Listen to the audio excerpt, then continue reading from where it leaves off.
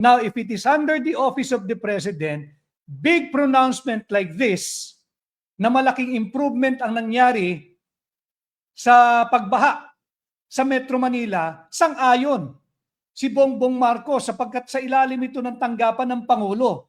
At ang Pangulo ay si Bongbong Marcos. Kaya si Saldico sa Estados Unidos upang lalo silang makabuo ng solidong kaso laban sa ICC.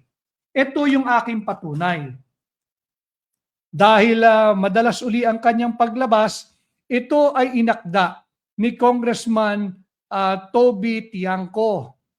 House Resolution 808. At ang mahalaga rito, tingnan ninyo itong date na ito. February 23, 2026 pa ito nakafile. Ano linalaman ng House Resolution? Ito yung title.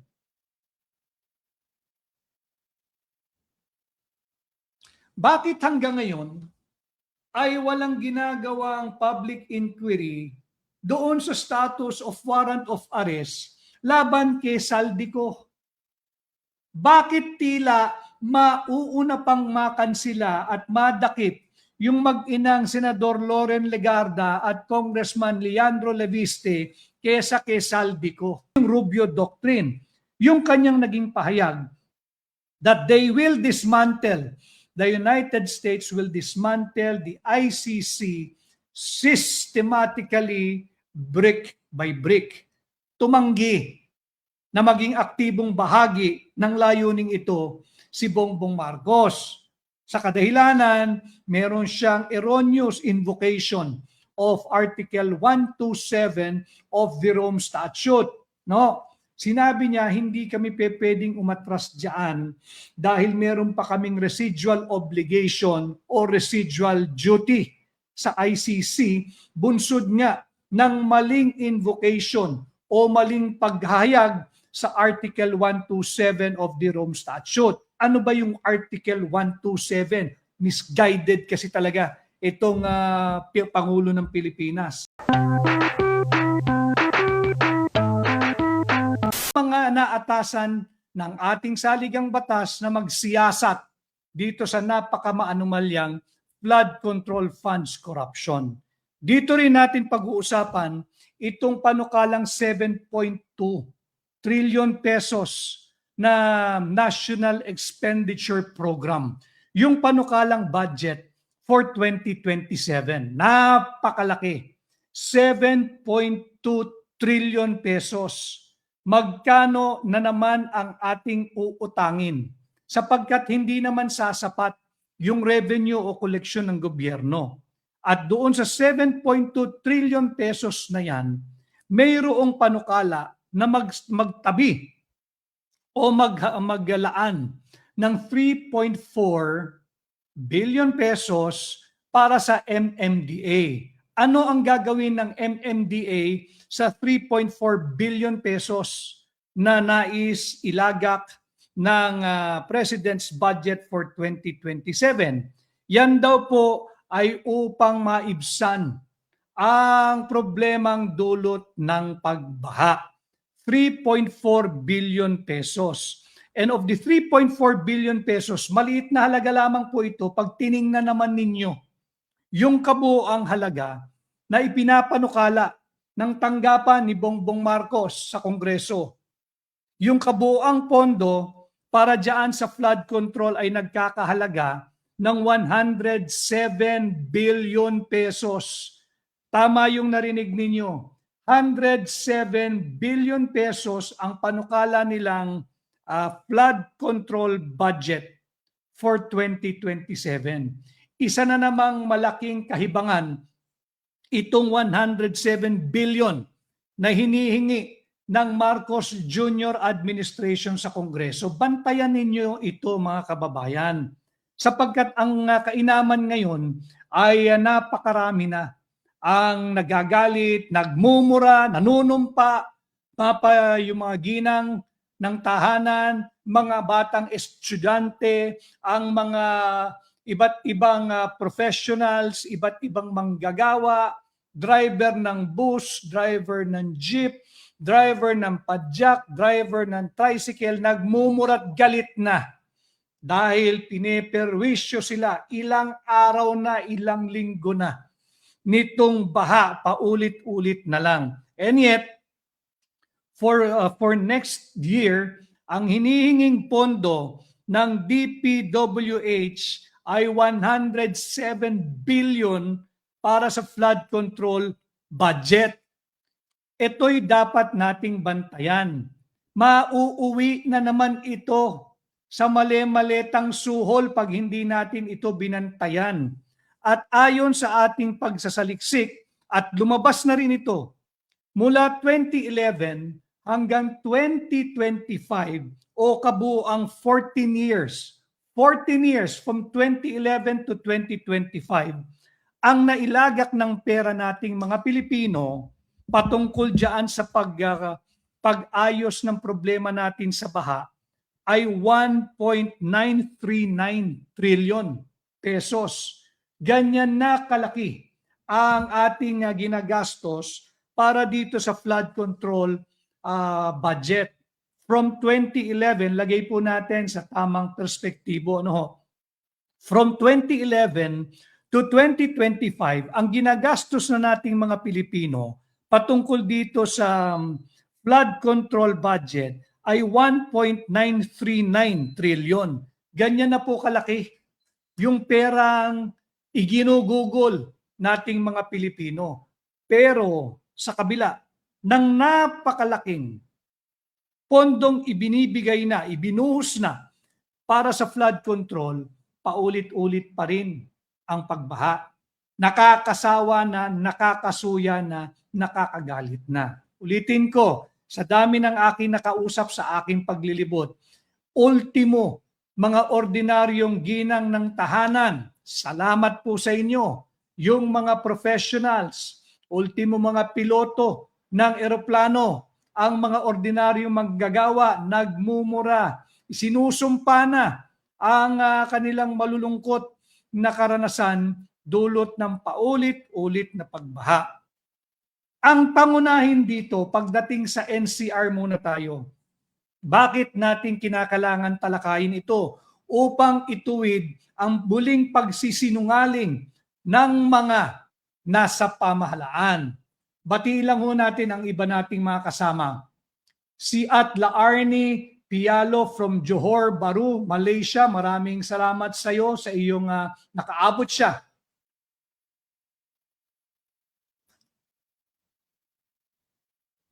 Sabi ni Zaga Lin Kim, yes, tama ka, Zaga Lin Kim. Tuwing umuulan, tuwing bumabaha, paalala ito sa mamamayang Pilipino, yung tambalang Marcos Dilawan, yung tambalan Marcos Pinklawan, yung tambalang Marcos Banal-Banalan, at yung tambalang Marcos at Makakaliwa, pinapaalala sa atin na nakakasuka itong kanilang alyansa, yung kain-suka. Ano? Yung mga kain-suka. Kenneth Kua, may God bless you too. Si Win Joe.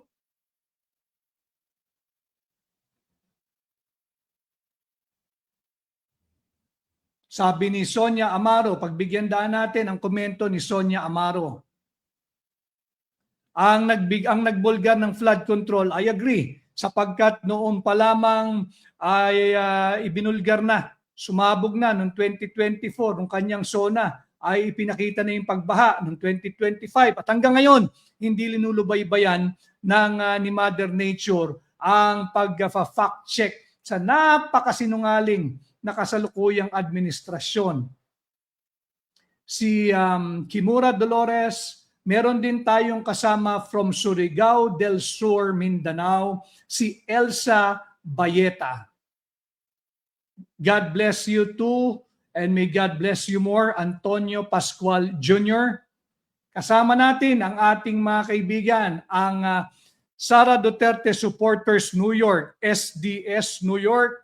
Maraming salamat sa inyong patuloy na pagsubaybay at pagtangkilik sa ating live.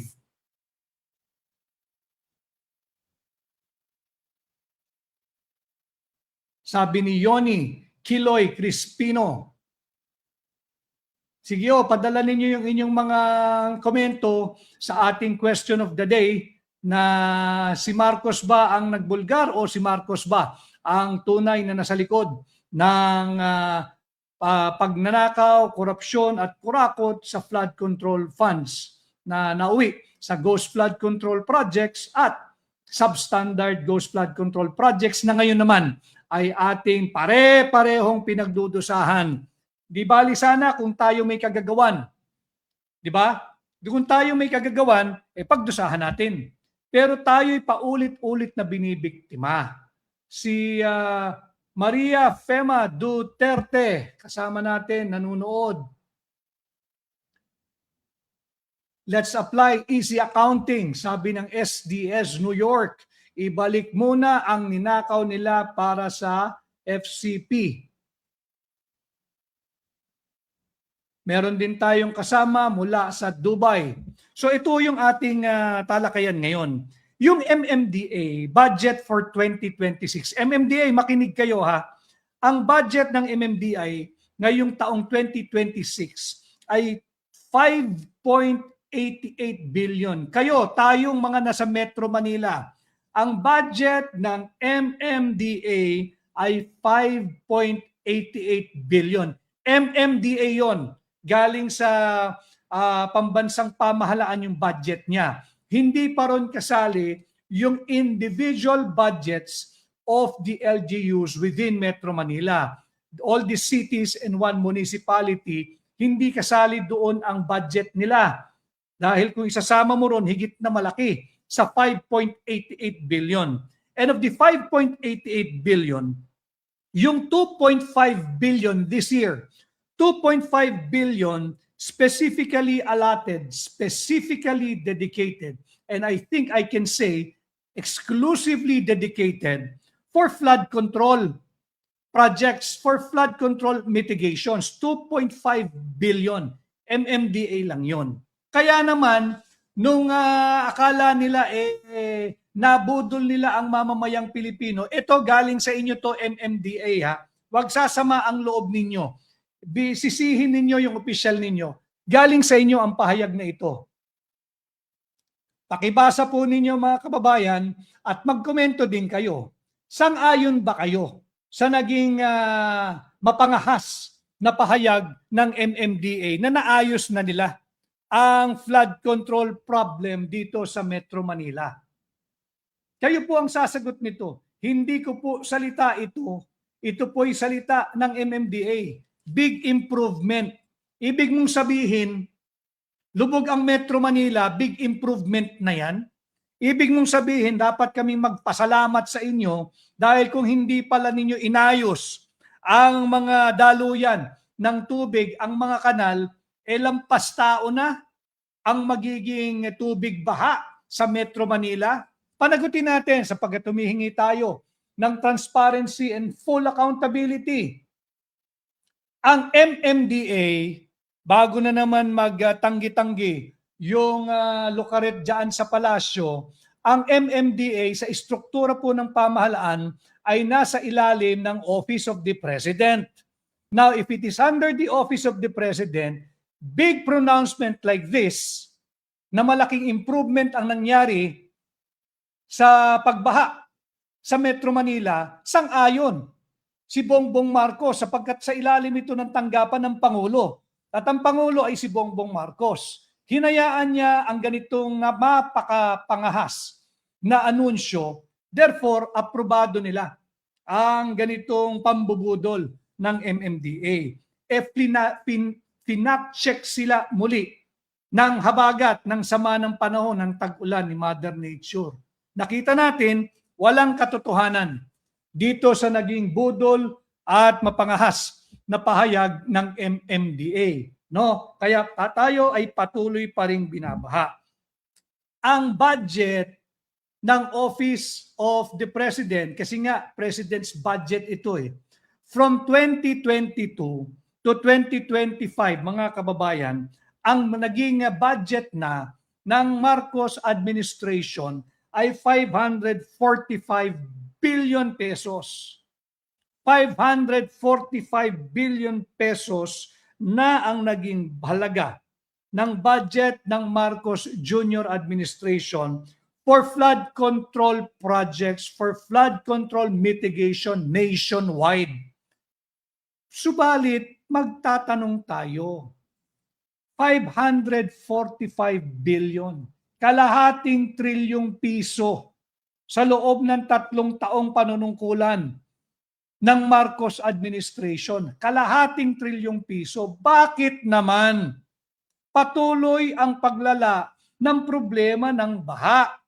Bakit naman of the 545 billion pesos, mga kababayan, 100 billion doon sa 545 ay ibinigay lamang, inaward lamang, hinandog lamang, inalay lamang sa 15 kontratista. Imagine niyo yun, 545 billion ang naging budget from 2022 to 2025 ng Marcos administration. Sa 545 na yan, 100 billion pesos ang ibinigay lamang sa 15 kontratista. 25% of that amount were awarded to only 15 contractors. Ano naman ngayon? Baka sabihin ninyo, Attorney Vic, ano naman ngayon kung 15 yung kontratistang nabigyan? Abay, magtaka ho kayo. Sa dinami-dami ng accredited contractors, alam ho ba ninyo kung ilan? 2,409. 2,409 accredited contractors. And yet, 15 contractors lang ang pinagpala. Mga hampas lupang yan. 15 kontratista lamang ang pinagpala. Sila yung nabiyaan, pinaghati-hatian nila yung 100 billion na para sa flood control. Sino yung 15 contractors? Ito rin ba yung contractors?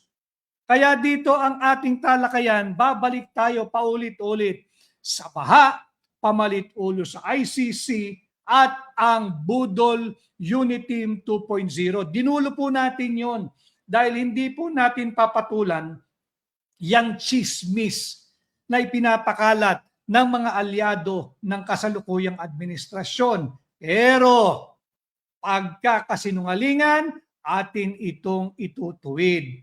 Pagka meron tayong nakita, atin itong pupunahin at atin itong itatama. Sabi nitong DPWH, mahilig kasi ito, magpaparang MMDA din. Ulitin ko yung pahayag ng MMDA ha. Okay. Sabi ng DPWH, muli nilang sinabi na ang kanilang prioridad, tingnan ninyo yung opisyal ng DPWH, ang kanilang prioridad ay flood control management and flood control mitigation sa 2027 budget. Hindi ba naman talagang ulupong na pahayag yan? Ang kanilang raw prioridad ay flood control management at flood control mitigation sa 2027 budget. Sino ang binubudol mo? Ang budget pagdating sa flood control mula 2011 hanggang 2025 ay 1.939 trillion na. Bakit mo kami lolokohin na for 2027, prioridad mo ang flood control management at flood control mitigation? Huwag mo kaming pinagluloko, galit na ang tao. Ang daming nai-stranded. Kawawa ang ating mga estudyante. Mga tinamaan kayo ng magaling. Akala ko ba bumuti na ang sitwasyon sa pagbaha sa NCR at sa Bulacan? Bakit hindi kayo bumusita sa Bulacan, mga buwisit kayo? Bakit hindi kayo magpunta sa mga eskwelahan tuwing kasagsagan ng baha? Doon kayo magmudmud ng makakain ng mga kabataang na stranded. Doon kayo magbigay ng libreng tawag. Magpalaganap kayo ron. Hindi ko alam kung paano nyo gagawin. Sa dami ng mga pinagnanakaw ninyong pera, mag-isip kayo kung kinakailangan kayo mamigay ng libreng load. para naman makatawag yung mga kabataang estudyante sa kanilang mga magulang. Nasa Metro Manila man ang kanilang magulang o nasa probinsya, i-update nila, nanay, tatay, ate, kuya, tiyo, tiya. Hindi ako makakauwi dahil stranded na naman kami sa baha dito sa Metro Manila. So yung 545 billion, yung ginastos ng Marcos Jr. Administration from 2022 to 2025 ay 545 billion. And yet, hindi pa rin bumuti ang sitwasyon ng pagbaha dito sa Metro Manila. And for next year, naglalabi na naman ang DPWH. Dahil prioridad daw nila. Next year pa, lulunurin muna tayo. Priority raw nila for 2027 budget, flood control management and flood control mitigation. Di ba namang kahayupan yan? Ibig mong sabihin, tatanga lang tayo mula ngayon hanggang 2027. Lulunurin lang ninyo ang Metro Manila at mga karatig pook dahil hindi ninyo prioridad itong flood control management at flood control mitigation. Ano pala yung pa-picture-picture mo dyan sa G. Araneta Avenue na kanyo'y bumilis na ang pagbaba, paghupa ng baha, dyan sa Espanya, dyan sa Magallanes, sa napakaraming lugar. Ano pala yon? Picture lamang, propaganda lamang, alam namin yun. Pero yung sinasabi ng DPWH, while they are lobbying for a 107 billion flood control budget for next year, the gall and the temerity of this DPWH to announce that their priorities are flood control management and flood control mitigation in the 2027 budget.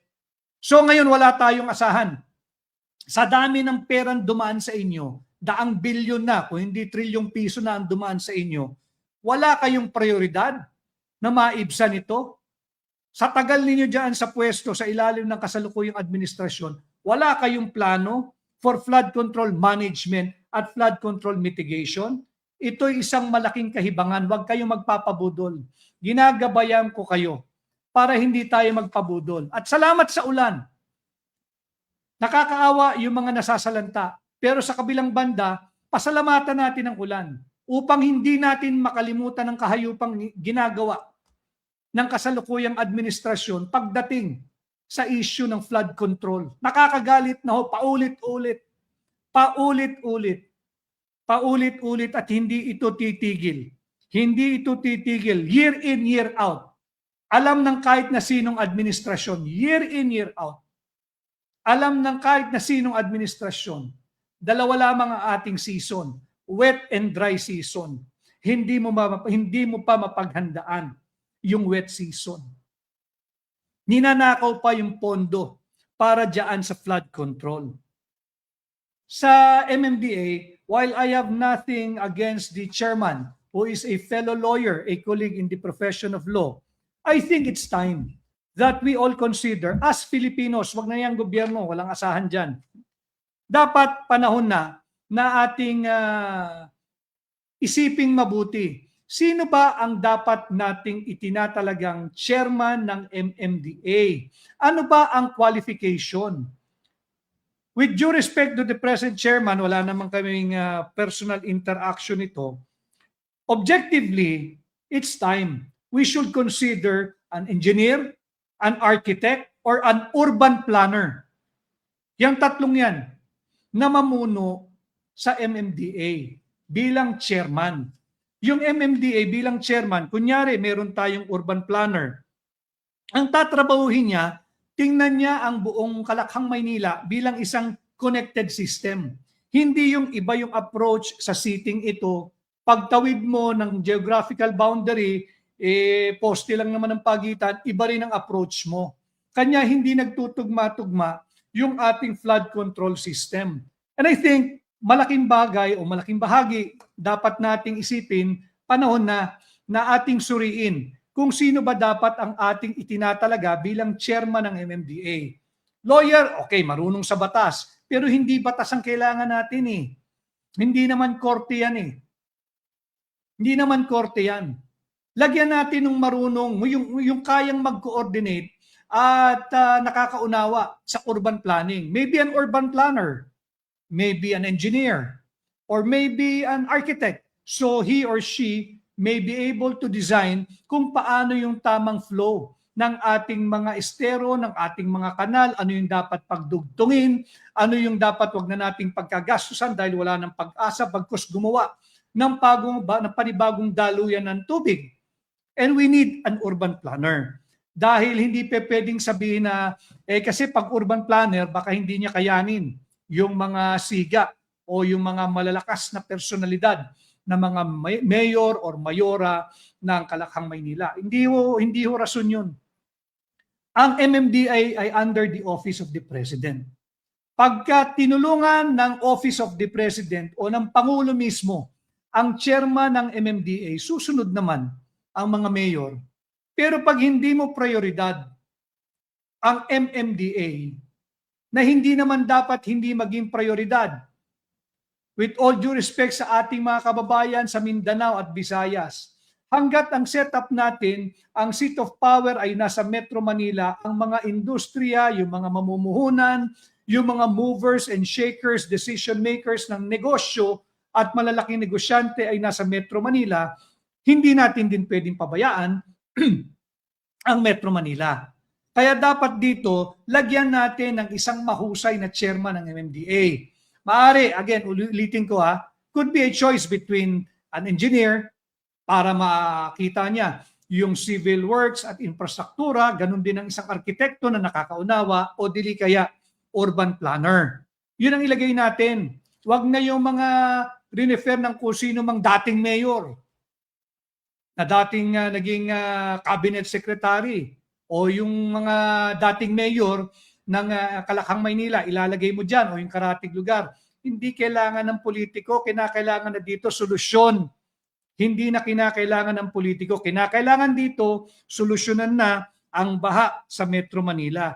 At magiging matagumpay ang kahit na sinong urban planner, halimbawa, urban planner ang inilagay natin bilang chairman ng Metro Manila, yung OP or Office of the President should make it a priority kung paano maayos ang traffic at pagbaha sa Metro Manila. And I think we can look forward sa ilalim ng administrasyon ni Inday Sara Duterte. Pagdating sa Metro Manila, alam niya gagawin. Alam niya gagawin at hindi kinakailangan ng isang politiko na gawing chairman bilang MMDA. Hindi kailangan natin yung marunong sa urban planning. No? So yan po yung ating unang topic, yung baha. Medyo mahaba po tayo, medyo tiisin nyo na sapagkat matagal tayong hindi nakapag-live, ang dami po nating ginagawa.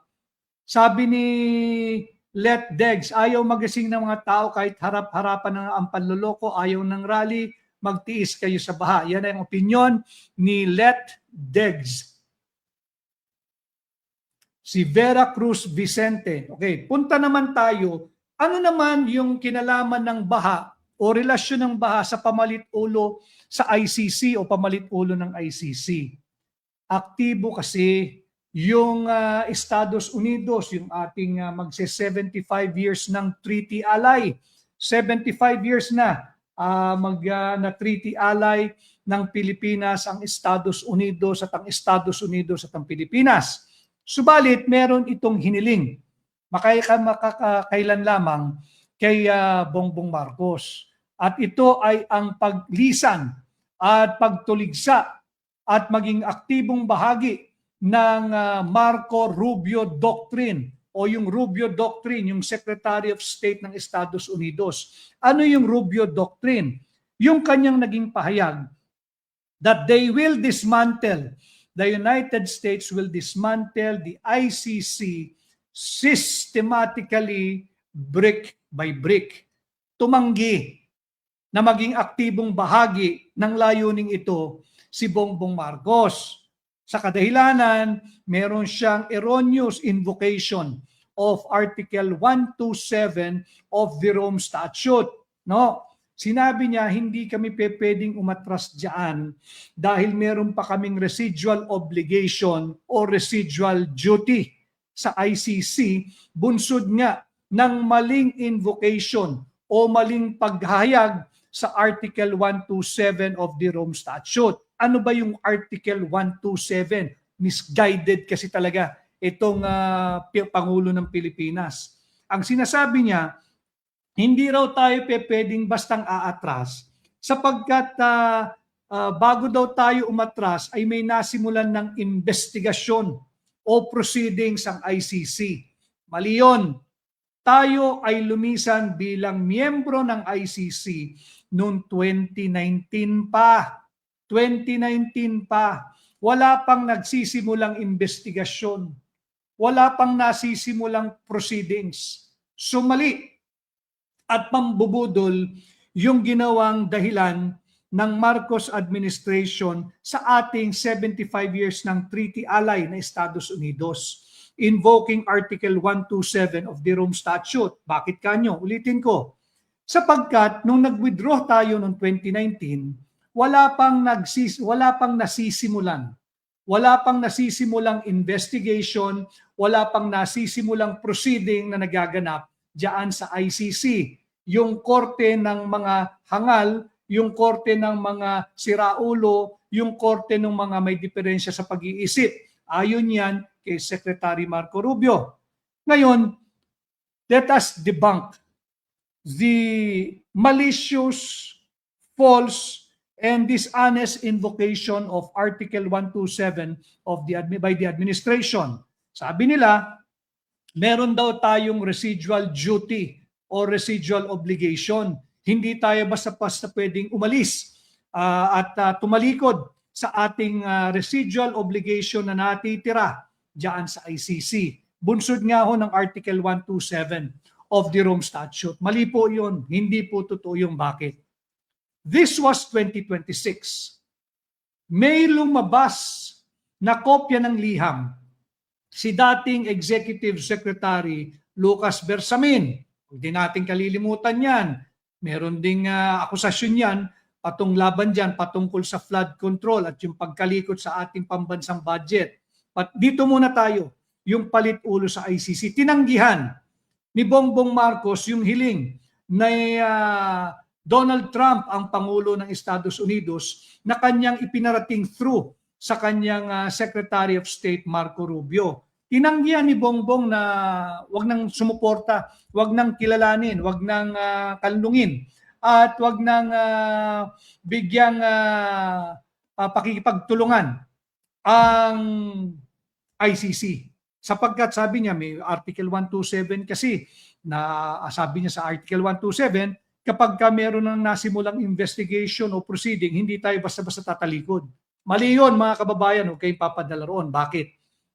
Yung liham ng Malacanang through then Executive Secretary Lucas Bersamin dated December 15 of 2023, he wrote address to Vice President Inday Sara Duterte and attached doon, kalakip doon, yung liham o yung tugon ni Bongbong Marcos bilang Pangulo ng Pilipinas sa katanungan ni Vice President Inday Sara Duterte, ano ba ang tindig?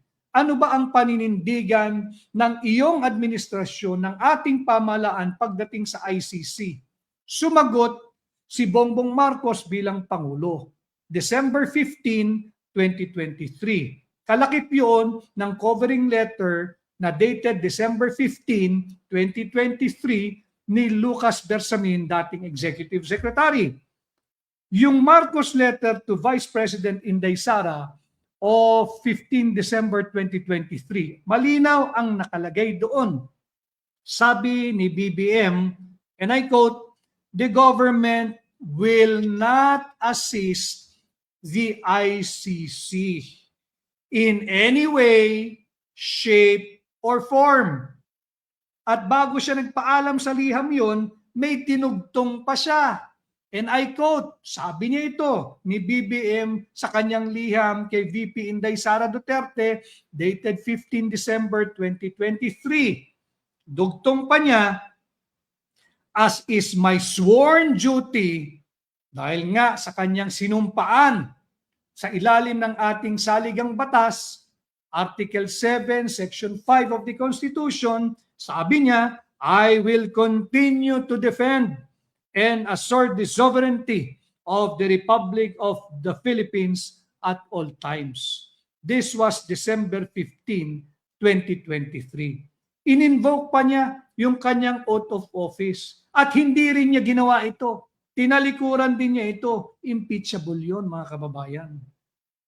Sapagkat a few months after December 15, 2023, a few after the lapse of more than 1 year, March 11, 2025, naganap na yung state-sponsored kidnapping kay Pangulong Duterte. Fast forward, ngayong araw, naglabasan diyan sa Guardian News, Al Jazeera at GMA Network. Sinanksyon na ng Estados Unidos ang Japanese judge na si Tomoko Akane at yung Senegalese senior trial lawyer na si Abdoulaye Seye. Sila ay sinanksyon na ng Estados Unidos. Bakit? Dahil bahagi sila ng ICC na patuloy na nakikialam at umaaktong pulis-pulisan ng kalawakan ng buong mundo. Samantalang ang mga miyembro nito kaduda-duda din ang prinsipyo at paninindigan. Ano ang kinalaman ng baha at pamalit-ulo ng ICC at ICC? Dito papasok ngayon na itong Rubio Doctrine na maigting at matapang na isinusulong ng Estados Unidos. Ito rin kaya ang dahilan kung bakit hindi seryoso ang administrasyong Marcos na arestuhin si Zaldico. Di ba?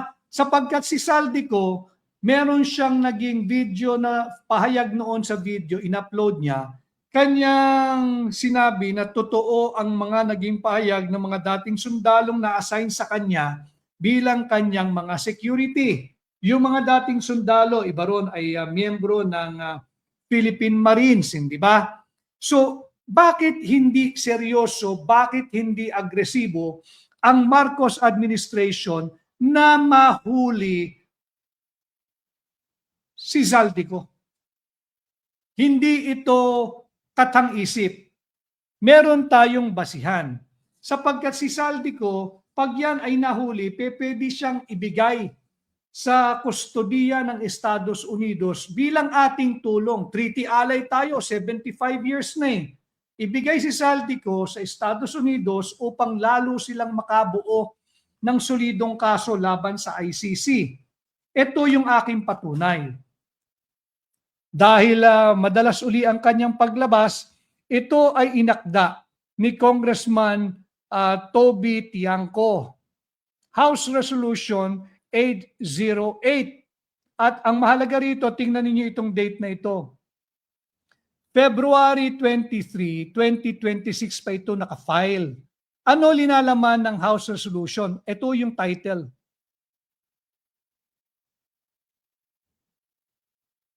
Bakit hanggang ngayon ay walang ginagawang public inquiry doon sa status of warrant of arrest laban kay Zaldico? Bakit tila mauuna pang makansila at madakip yung mag-inang Senador Loren Legarda at Congressman Leandro Leviste kesa kay Zaldico? February 23, mga kababayan, February 23, 2026 pa ito nakafile. Ito ay inupuan. Ito ay inupuan ng kasalukuyang administrasyon. Tapos tatakutin yung mag-inang Legarda na baka sila ay kansilahin ang kanilang pasaporte, nauna pa sila kaysa kay Zaldico. Sabi ni ako si Embang Kalembang, tama ito, sapagkat si VP Inday ang nagsabi na dalawa lang naman ang nagpapatakbo ng budget ng Pilipinas, yan si Martin Romualdez at si Saldico. Tama yung punto mo, ako si Embang Kalembang. Maraming salamat sa iyong napaka-sharp na obserbasyon. SDS New York, mahal na mahal ko rin kayo. And I look forward to the day na magkakasama-sama tayo at makabisita ako uli diyan sa New York.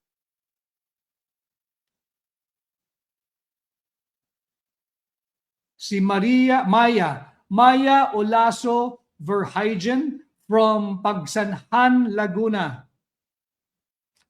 So yan, bakit nauuna pa o tila mauuna pa itong mag-inang Legarda kesa dito kay Saldico? Inupuan nila mga kababayan. Pakita ko lang uli sa inyo. February 23, 2026, na-i-file na ito. House Resolution 808. Pero hindi nila ina-actionan ito. Kaya, pamalit ulo ba? Alin? Pamalit ulo ba sa ICC? Dahil nagalit ang Estados Unidos, 75 years tayong treaty ally, ang hinihiling ko sa iyo, maging bahagi ka ng Rubio Doctrine. Ano yung Rubio Doctrine? Ulitin ko. To dismantle ICC systematically, brick by brick, if necessary. Babasagin yan ng Estados Unidos. Dahil galit ang Estados Unidos sa pagtanggi ng 75 years ng treaty ally na Pilipinas sa pamumuno ni Bongbong Marcos. Tanong, palit ulo ba sa ICC ang nagbabadyang pagpirma ng framework agreement patungkol sa Pax Silica? Yan ba ay para maibsan ang galit o disappointment ng Estados Unidos? Ito ba'y palit ulo sa ICC ang Pax Silica para kumalma ang Amerika? Tanong, palit ulo ba si Pastor Apollo Kibuloy sa ICC withdrawal na hinihiling ng Estados Unidos na ayaw sundin at kilalanin ni Bongbong Marcos? Si Apollo Kibuloy ba ay palit ulo sa ICC para kumalma at maibsan ang galit ng Amerika? Dismayado ba ang Amerika sa pagtanggi ni Bongbong Marcos na maging bahagi tayo ng Rubio Doctrine to dismantle ICC systematically brick by brick, kung kaya tayo ay pinatawan ng additional 12.5% tariff? Panibagong taripa ito, 12.5 tariff, effective July 24, 2026, or 2 days, I think 2 days or a day after na tumanggi tayo sa pamamagitan ng pagtanggi ni Bongbong Marcos na wag nang kanlungin, kilalanin at tulungan ang ICC. Ito ba yung kabayaran? Kawawa naman tayong mga Pilipino.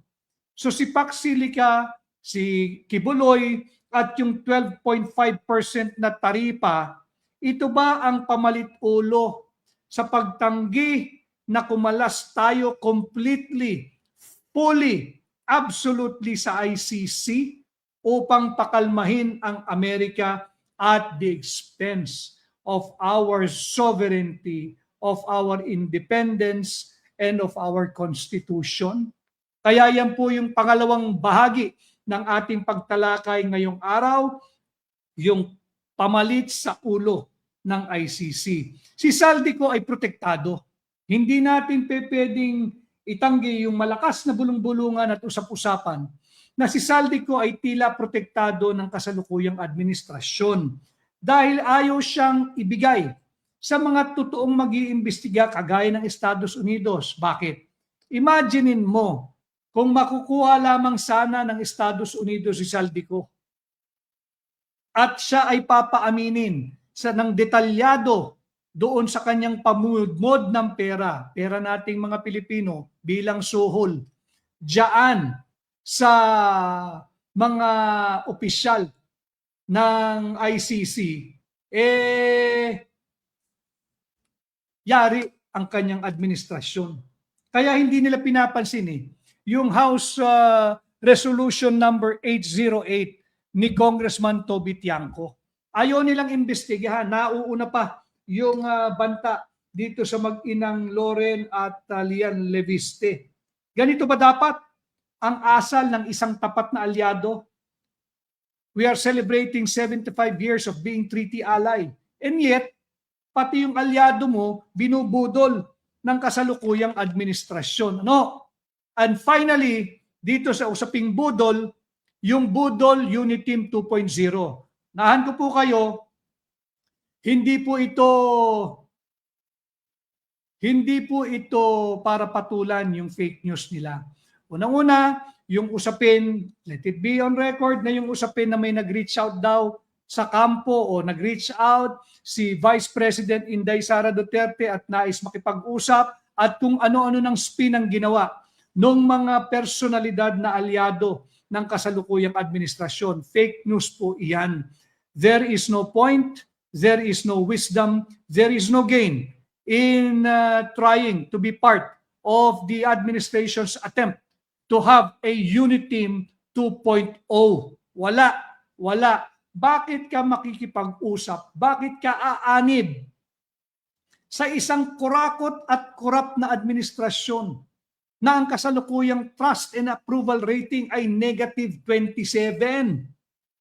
Tanging ang mga huwad na dilaw, yung pinklawan, yung mga makakaliwang grupo, yung Akbayan, yung Makabayan Black, at kung ano-ano pang black dyan sa Kongreso, yan lamang ang giliw na umanib at makipag-alyansa sa isang negative 27 na administrasyon na hitik siksik liglig sa issue ng kurakot, korupsyon at pagnanakaw sa kaban nating mga Pilipino. Hindi totoo yan. Kaya yan lamang, dinugtong ko lang upang to disabuse the minds of many. Walang katotohanan yan, napakaraming kailangang panagutin ang kasalukuyang administrasyon. Unang-unang, tanong mo lang sa kanila, bakit tayo mag-uusap? Halimbawa, diba, kung siya'y sasagutin mo lamang, bakit kailangang makipag-usap sa isang kurakot, kurap at magnanakaw na administrasyon? Kayo ba'y papanig na at aanib na sa advokasya na humihiling ng transparency and full accountability? Isusulong nyo na ba ang kapayapaan at seguridad ng bawat pamilyang Pilipino? Ako ho ay nakikiramay usaping seguridad at kapayapaan sa mga naulila ng mga nasawi kahapon dyan sa nakakalungkot at kalunos-lunos na kaganapan sa Ateneo de Zamboanga doon sa isang active shooter na paslang din.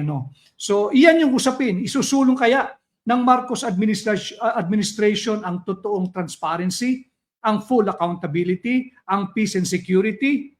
Ipapatupad kaya, di ba, yung mga talking points, kung makikipag-usap, can you commit to the Filipino people that you're not going to interrupt, you're not going to cancel again, and you're not going to set aside the decision of the Supreme Court na illegal yung pagpapigil sa barangay and sangguniang kabataan election?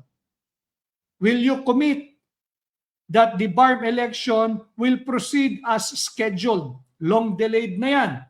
Will you commit na hindi mo pakikialaman at hindi mo isusulong ang no election scenario for 2028? Yan yung mga sticky points at malabong mag-commit ang kasalukuyang administrasyon. Tanungin pa dapat sila, bakit tayo mag-uusap? Ititigil mo na ba ang political persecution? Ititigil mo na ba ang ipawi-withdraw mo na ba ang mga harassment cases na kasalukuyang hinaharap ng mga political critics at legitimate dissenters? Yung mga ginawang plunder cases na wala namang basihan, will you ask the office of the prosecutor ng Sandigan Bayan to withdraw it? Kakausapin mo ba yung mga government lawyers? I-withdraw nyo na yan. dahil hindi nakakatulong sa bayan. Ini-spin kasi mga kababayan na mabuti daw yung nagbabadyang pakikipag-usap ni VP Inday Sara. Baliktad pakikipag-usap ni VP Inday kay Bongbong Marcos na mabuti raw ito, makakabuti raw ito sa bansa. Makikita mo yung naratibo, yung direksyon nila. Hindi natin papatulan ng chismis, but we have to correct yung direksyon ng kanilang naratibo. Ipapasa nila yung burden ngayon sa OVP o kay Vice President Inday Sara Duterte na pag nag-issue ng statement o pahayag na hindi totoo yan, ang next spin nila, kita mo, hindi siya handang tumulong upang maibsan ang problema ng ating bansa. Tanong, sino ba ang gumawa ng mga problema ng ating bansa? Hindi ba ang Marcos Jr. administration? Pag sila ay nagtangka na mag-reach out kay Vice Presidente Inday Sara Duterte, kung pwede lang mag-suggest ang aking isasuggest, isang tanong, aarestuhin mo ba at ipakukulong si Martin Romualdez at si Zaldico? Bago tayo mag-usap, kung talagang seryoso ka, handa ka bang ipakasuhan, ipaaresto at ipakulong si Martin Romualdez at si Zaldico? Papanagutin mo ba ang lahat ng makakating kamay na nagpuno sa mga blankong items sa most corrupt 2025 national budget? Kakasuhan mo ba? Paiimbestigahan mo ba? At kung mamarapati, kakasuhan at ikukulong ang mga personalidad na sangkot dyan sa tinaguriang most corrupt national budget of 2025, katulad ni Stella Kimbo. Kakalas ka ba sa ICC? Hindi mo na ba ito kakanlungin? Hindi mo na ba ito kikilalanin? At hindi ka na makikipag-ugnayan? Dahil matagal na tayong kumalas dito, 2019 pa. So, budol yang propagandang ikinakalat nila na Uniteam 2.0. Nasusubaybayan ko, meron nga isang programa riyan na sinasabi na yung usaping yun, chismis lang daw pero dapat pag-usapan. They are trying to shape the public opinion sapagkat lubog na rin sila lalo dito sa issue ng pagbaha. At dapat lamang na sila ay malubog palalo sa issue ng pagbaha dahil ito mga kababayan, ang tunay na issue, huwag kayong magpapalinlang. Hindi totoo, katang-isip nila yan, gawa-gawa, nahihibang, nakakakita na naman, baka nakatapak sa alapaap, at mataas na naman ng mga lipad, gumagawa ng kwento na nag-reach out si VP Inday Sara at nais daw makipag-ugnayan, makipag-usap kay Bongbong Marcos. Alam ninyo mga kababayan, alam namin kung sino ang nasa likod niyan. Alam namin at kilala rin ninyo, isang babae ang nagsimula niyan. Isang babae ang nakipag-ugnayan, nakipag-usap sa isang mataas na opisyal ng Embahada ng Estados Unidos. At siguro wala siyang masabi at nagkakabuhol-buhol na kanyang binulala sa kanyang bibig na merong attempt si Vice President Inday Sara na makipag-usap kay Bongbong Marcos. Hindi totoo yun, gawa-gawa nila yan. So ito ang ating live ngayong araw. Sana ay nagabayan ko kayo dito sa tatlong napakalaking usapin at huwag kayong basta-basta magpapabudol, walang dahilan. Wala tayong mapapala na makipag-usap sa mga taong wala namang sinseridad. Kaya yung Uniteam 2.0, 2.0, budol yan. Huwag kayong maniwala dyan at antabayanan ninyo kapag pagka yan ay hindi umubra, ang next spin nila baka isisi pa kay Vice President Inday Sara na hindi siya statesman o hindi siya stateswoman, hindi siya handa to set aside personal political differences para sa bansa. Hindi totoong para sa bansa ang administrasyon.